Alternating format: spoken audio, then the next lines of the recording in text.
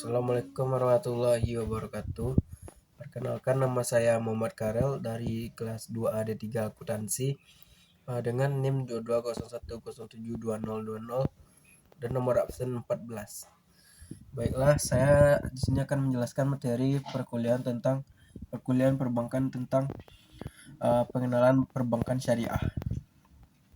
Pengertian perbankan syariah. Menurut Undang-Undang Nomor 21 Tahun 2008 tentang perbankan syariah adalah segala sesuatu yang menyangkut bank syariah dan unit usaha syariah, mencakup lembaga, kegiatan usaha, serta cara dan proses dalam pelaksanaan kegiatan usahanya.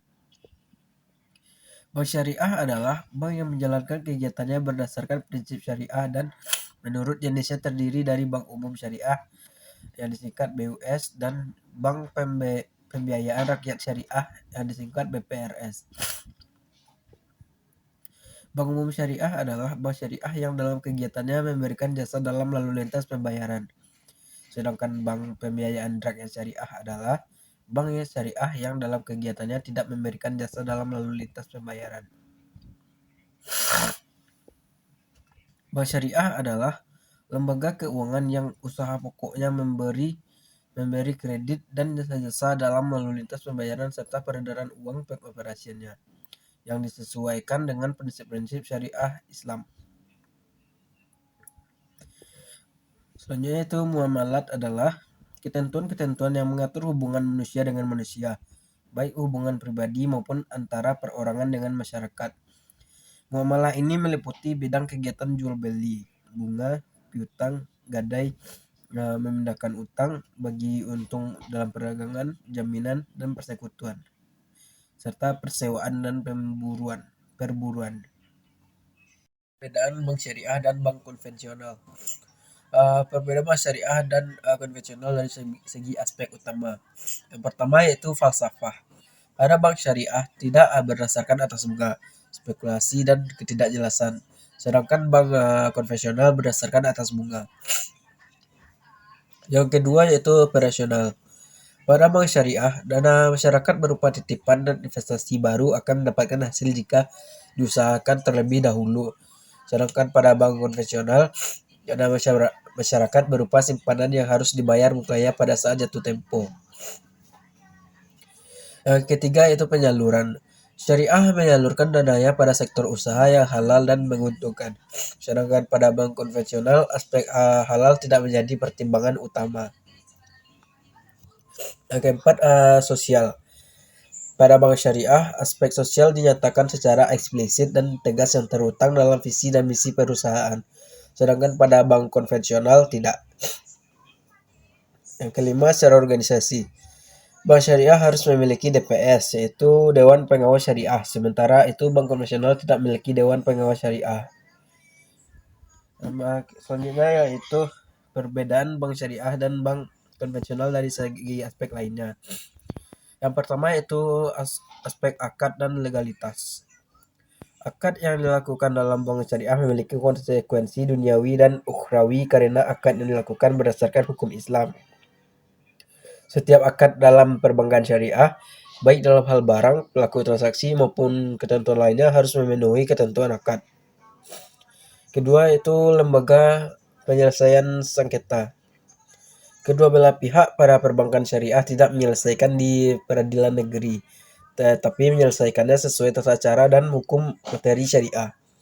Lembaga yang mengatur hukum materi dan atau berdasarkan prinsip syariah di Indonesia dikenal dengan nama Badan Arbitrase Muamalah Indonesia, yang disingkat menjadi BAMUI, yang didirikan secara bersamaan oleh Kejaksaan Agung Republik Indonesia dan Majelis Ulama Indonesia.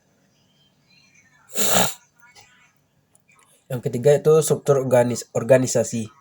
Bank syariah dapat memiliki struktur yang sama dengan bank konvensional, misalnya dalam hal komisaris dan direksi, tetapi unsur yang dapat membedakan antara bank syariah dan bank konvensional adalah keharusan adanya Dewan Pengawas Syariah yang berfungsi mengawasi operasional bank dan produk-produknya agar sesuai dengan garis-garis syariah. Keempat yaitu bisnis dan usaha yang dibiayai. Bisnis dan usaha yang dilakukan bank syariah tidak terlepas dari kriteria syariah. Hal tersebut menyebabkan bank syariah tidak akan memungkinkan membiayai usaha yang mengandung unsur-unsur yang diharamkan. Kelima yaitu lingkungan dan budaya kerja. Bank syariah selayaknya memiliki lingkungan kerja sesuai dengan syariah-syariah. Dalam hal etika, misalnya, sifat amanah dan sidik harus melandasi setiap karyawan sehingga tercermin integritas eksekutif muslim yang baik. Selain itu, karyawan bank syariah harus profesional, itu fatanah dan tablik.